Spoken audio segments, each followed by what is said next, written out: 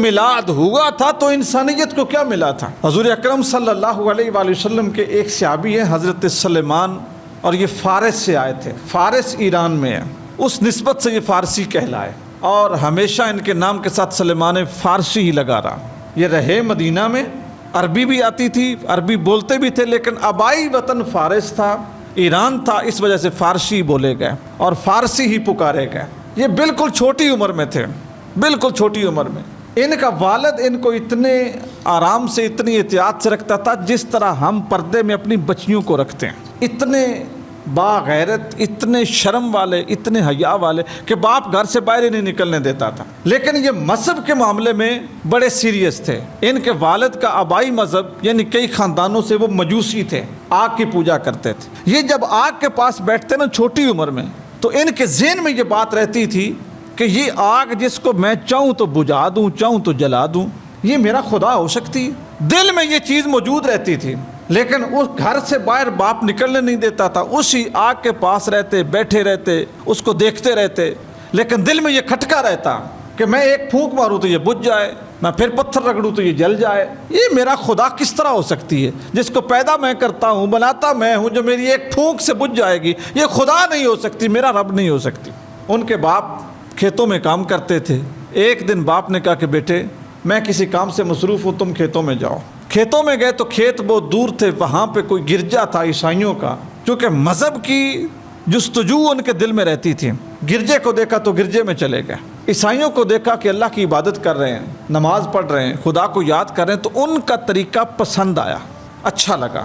ان سے پوچھا کہ تمہارا مذہب کیا؟ انہوں نے کہا عیسائیت۔ پھر ان سے پوچھا کہ یہ مذہب تمہارا کب سے ہے؟ انہوں نے عیسیٰ علیہ السلام کا نام لیا۔ پھر پوچھا کب تک رہے گا؟ انہوں نے کہا اس وقت تک رہے گا جب تک نبی آخر الزمان تشریف نہیں لے آتے۔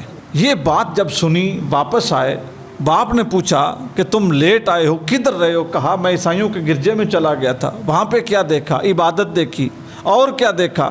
ان کا طریقہ دیکھا، انداز دیکھا، اور ان سے میں نے مذہب کے بارے میں پوچھا۔ تو باپ کے دل میں یہ بات بیٹھ گئی کہ یہ لڑکا اگر ادھر جاتا رہا نا تو مجوسیت مذہب چھوڑ دے گا۔ باپ نے گھر میں قید کر دیا، باپ نے گھر میں باندھ دیا۔ جب قید ہو گئے تو عیسائیوں سے پہلی ملاقات میں یہ بات ہوئی تھی کہ نبی آخر الزمان آئیں گے کہاں؟ انہوں نے کہا کہ ہمیں اتنا نہیں پتا کہ وہ کہاں آئیں گے، لیکن ہمارا جو سب سے بڑا پادری ہے نا وہ شام میں رہتا ہے، ملک شام میں، وہ تمہیں پوری ڈیٹیل دے سکتا ہے کہ کب آئیں گے، کیسے ہوں گے، نشانیاں کیا ہوں گی، ہم اتنے عالم نہیں ہیں، وہ بتا سکتا ہے۔ حضرت سلیمان ان سے یہ بات طے کر کے آئے کہ جب تمہارے پاس کوئی قافلہ ملک شام سے آئے نا تاجروں کا، تو تم نے اس قافلے سے مجھے ملانا ہے۔ قافلہ کوئی ادھر سے گزرا، وہ قافلہ جب واپس پلٹنے لگا تو کسی ذریعے حضرت سلیمان کو اطلاع ہو گئی کہ شام کے تاجروں کا قافلہ آیا ہوا ہے اور واپس جا رہا ہے۔ حضرت سلیمان بیڑیوں میں تھے یا بیڑیوں سے اپنے آپ کو آزاد کروایا، جیسے بھی ہوا اس قافلے کے ساتھ اپنے باپ سے بھاگ کے ملک شام چلے گئے۔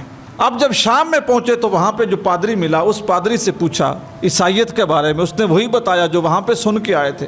پھر اس پادری سے پوچھا رسول کریم صلی اللہ علیہ وسلم کے بارے میں، اس نے کہا وہ اللہ کے آخری نبی ہوں گے، ان پہ کتاب نازل ہوگی، ان کی امت سب سے بڑی امت ہوگی، وہ سچے رسول ہوں گے، ان کی نبوت قیامت تک ہوگی، قیامت کے دن وہ مقام محمود پہ فائز ہوں گے، وہ شفاعت کریں گے، حوض کوثر پہ ہوں گے۔ نشانی یہ بتائی کہ وہ ہجرت کر کے ایک ایسی سرزمین پہ آئیں گے جو کھجوروں والی سرزمین ہوگی۔ ساری باتیں جب سنی نا اس پادری سے، تو اس پادری سے پوچھا کہ وہ سرزمین کدھر ہے؟ اس نے کہا یہ میں بھی نہیں جانتا۔ اس پادری نے کہا کہ یہ بات میں بھی نہیں جانتا۔ اب بات دھیان سے سنتے جائیے کہ جستجو انسان کو کہاں لے جاتی ہے۔ حضرت سلیمان فارسی وہاں پہ رہنے لگے، وہ پادری فوت ہوا، اس کی جگہ دوسرا بیٹھا، اس سے پوچھا، پھر تیسرا بیٹھا، اس سے پوچھا، تو اس نے سرزمین حجاز کا بتایا۔ اس وقت اس وادی کو القرا کے نام سے جانتے تھے، وادی ام القرا، اس نے اس جگہ کا بتایا۔ آپ نے پھر کوئی پوچھا کہ اس وادی کے، اس علاقے کے جو تاجر آتے ہیں کب آتے ہیں؟ شام میں۔ تاجروں سے ملاقات ہوئی، ان تاجروں سے کہا کہ مجھے اس وادی میں پہنچاؤ۔ انہوں نے کہا ہم لے چلتے ہیں۔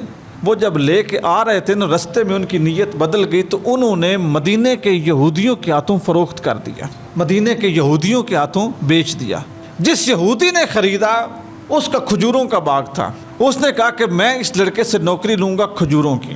جب صرف لفظ کھجور سنا نا تو دل کے اندر روشنی ہوگی کہ کچھ منزل قریب ہو گئی ہے۔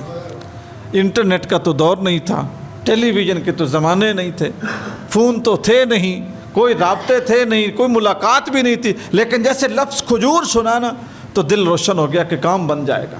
اس مالک کے پاس آ گئے، مالک آپ سے سارا دن کھجوروں کا کام لیتا، تھوڑی بہت خوراک دیتا، مزدوری دیتا، آرام کرتے، سو جاتے۔ ایک دن مالک نیچے بیٹھا تھا، یہ کھجور کے اوپر کام کر رہے تھے، اس مالک کے چچا کا بیٹا دوڑتا ہوا آیا اور اس نے کہا یار ہم تو اجڑ گئے۔ اس نے کہا کیا ہوا؟ کہا ہمارے مذہب کے اوپر ڈاکہ پڑ گیا۔ اس نے پوچھا وہ کیسے؟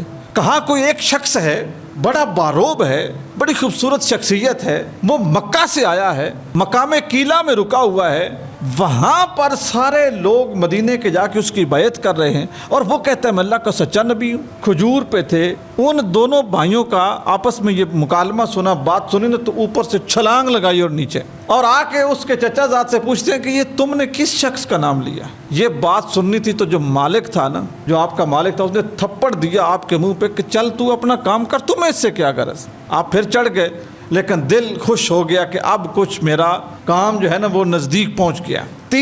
حضور کی تین نشانیاں پادری سے سنی ہوئی تھیں کہ اس نبی کی پہلی شان یہ ہے صدقہ قبول نہیں کرتا، دوسری شان یہ ہے کہ ہدیہ قبول کرتا ہے، تیسری نشانی اور شان یہ ہے کہ اس کے دونوں کانوں کے درمیان مہر نبوت ہے۔ جیسے فارغ ہوتے نا اپنے کام سے تو اپنے آقا سے نظر بچا کے پہلی مرتبہ حضور کی بارگاہ میں گئے تو کھجوریں لے گئے اور کہا اللہ کے رسول یہ کھجوریں ہیں لیکن ہیں صدقے کی۔ حضور نے پکڑی اور جو صحابہ تشریف فرما تھے نا ان میں تقسیم کر دی، خود چکھی بھی نہیں۔ پہلی نشانی پوری ہو گئی۔ اب دوسری مرتبہ پھر گئے تو کہا یہ میری طرف سے آپ کے لیے تحفہ ہے۔ حضور نے خود بھی کھائیں اور باقی صحابہ میں تقسیم کر دیں۔ دوسری نشانی پوری ہوگی۔ اب نشانی تھی تیسری۔ نشانی کو دیکھنے کے لیے ضروری تھا کہ حضرت سلیمان حضور کے پیچھے کھڑے ہوں اور کمر مبارک سے پردہ ہٹے اور وہ نشانی دیکھیں۔ سلیمان جاتے حضور کی مجلس میں، بیٹھتے، اٹھ کے آ جاتے، کوئی ایسی صورت نہ بنتی۔ ایک دن دل میں نیت کر کے گئے کہ آج مہر نبوت دیکھوں گا، حضور کی مجلس میں گئے، پھر حضور کے پیچھے کھڑے ہو گئے تو نبی کریم صلی اللہ علیہ وآلہ وسلم کی ذات اور حضور کی شان تو پھر یہ ہے نا کہ آپ دل کی باتیں پہچانتے ہیں اور جانتے ہیں۔ حضور نے اپنی پشت مبارک سے نہ کپڑا سرکا دیا، جیسے سلیمان نے وہ نشانی دیکھی نا تو بوسہ لیا اور سرکار کے مرید ہو گئے۔ اب جس وقت اسلام قبول کر لیا تو نبی کریم صلی اللہ علیہ وآلہ وسلم ان سے فرماتے کہ اے سلیمان تم نے دل چھوٹا نہیں کرنا، ہم تیری آزادی کی کوشش کریں گے۔ جو اسلام میں پہلا غزوہ ہوا نا، غزوہ بدر، پھر ہوا غزوہ احد، ان دونوں غزوات میں سلیمان فارسی اپنا وہ جو آقا تھا نا اس کی نوکری میں تھے، اس کی غلامی میں تھے، شریک نہیں ہو سکے۔ پھر اس کے ساتھ جب آزادی کی بات ہوئی تو اس نے 300 درخت مانگے اور 740 اوقیہ سونا مانگا کہ اتنا مجھے دے دو کما کے یا کہیں سے لا کے تو میں تمہیں آزاد کر دوں گا۔ حضور کی بارگاہ میں آئے، نبی کریم صلی اللہ علیہ وسلم نے صحابہ سے فرمایا کہ اپنے اس بھائی کی مدد کرو۔ کھجور کے 300 درخت پورے ہوئے، حضور نے خود زمین ہموار کروائی، اس میں لگائے، اور ایک غزوے سے نبی کریم صلی اللہ علیہ وسلم کو 40 اوقیہ چاندی یا سونا ایک مرغی کے انڈے کے برابر وہ ملا تھا، حضور نے وہ دیا اور سلیمان آزاد ہو گئے۔ اب سنتے رہیے، جب سلیمان آزاد ہوئے ہمیشہ حضور کی مجلس میں رہتے، حضور کے ساتھ رہتے، محبت ہو گئی کہ میری تو نہ ملاقات ہے، نہ کوئی خاندانی رشتہ ہے، نہ کوئی تعلق ہے، نہ میرا یہ وطن ہے، لیکن یہ کتنا کریم نبی ہے کہ آج نبی بھی جو اس سے محبت کرتا ہے اس کے ساتھ بھی یہ اتنا محبت کا معاملہ کرتے ہیں، ہر وقت حضور کے ساتھ رہتے ہیں۔ دن گزرتے گئے، مدینے کے لوگوں کے اوپر اہل مکہ نے حملہ کرنے کا منصوبہ بنایا، جس منصوبے میں یہ بات شامل تھی کہ پورے مدینے کو تہس نہس کر دینا ہے، ختم کر دینا ہے۔ اس جنگ کو جنگ خندق کہتے ہیں۔ حضور کو اطلاع ملی، حضور نے صحابہ کو بلایا، سارے صحابہ اکٹھے ہو گئے، اپنی اپنی رائے دینے لگے، مشورہ دینے لگے۔ حضرت سلیمان کہتے ہیں یا رسول اللہ ایک مشورہ میرا بھی ہے، ایک مشورہ میرا بھی۔ حضور نے فرمایا کہو۔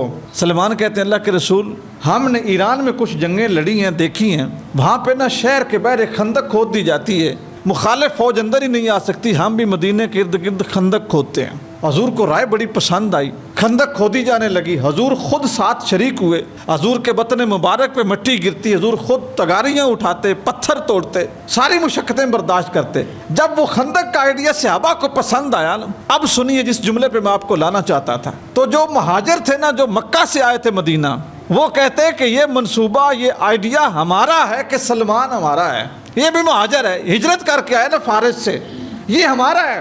جو انصار مدینہ تھے نا وہ کہتے کہ نہیں بھائی مہاجر صرف وہ ہے جو مکہ سے آئے ہیں، مہاجر صرف وہ ہے جو مکہ سے آئے ہیں، یہ تمہارے آنے سے پہلے مدینے میں موجود تھا، لہٰذا اس کا تعلق ہمارے ساتھ ہے، یہ انصاری ہے۔ مہاجر کہتے مہاجر ہے ہمارا ہے، انصاری کہتے نہیں یہ مدینے کا ہے، یہ ہمارا ہے۔ نبی پاک صلی اللہ علیہ وسلم نے جب یہ بات سنی نا کہ مہاجر اپنی طرف کھینچتے ہیں سلمان کو، انصار مدینہ اپنی طرف کھینچتے ہیں، حضور نے فرمایا ٹھہرو بھائی ٹھہرو، کیا مسئلہ ہے؟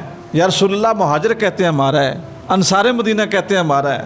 حضور نے فرمایا میں نے مانا کہ تم دونوں کا، لیکن میری بات سنو، سلمان من اہل بیتی، نہ مہاجروں کا ہے نہ انصاریوں کا ہے، سلمان تو میری اہل بیت سے ہے۔ سلیمان کن سے ہے؟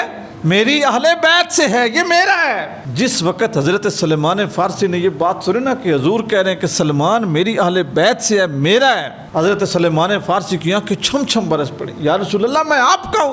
حضور نے فرمایا ہاں تم میرے ہو، تم میری اہل بیت سے ہو۔ یہ واقعہ آپ کو دوستو اس لیے عرض کیا کہ ہمارے رسول کریم صلی اللہ علیہ وآلہ وسلم کی جو ولادت ہے نا، جو حضور کی تعلیم ہے، اس نے تو ہمیں یہ سکھایا کہ جو مذہب کی بنیاد پہ، اسلام کی بنیاد پہ تمہارے ساتھ جڑ جائے نا، اس کی ذات، خاندان، قبیلہ، وطن، ملک، نسب یہ نہیں دیکھنا، اس کو جب بھی تولنا ہے نا لا الہ الا اللہ محمد رسول اللہ کی بنیاد پہ تولنا ہے۔ حضور نے اس غلام کو اپنا بنایا اور فرمایا سلیمان میری اہل بیت سے ہے۔ آج کوئی شخص حضور کی اس سنت کو زندہ کرے نا، حضور کی اس سیرت کو زندہ کرے نا،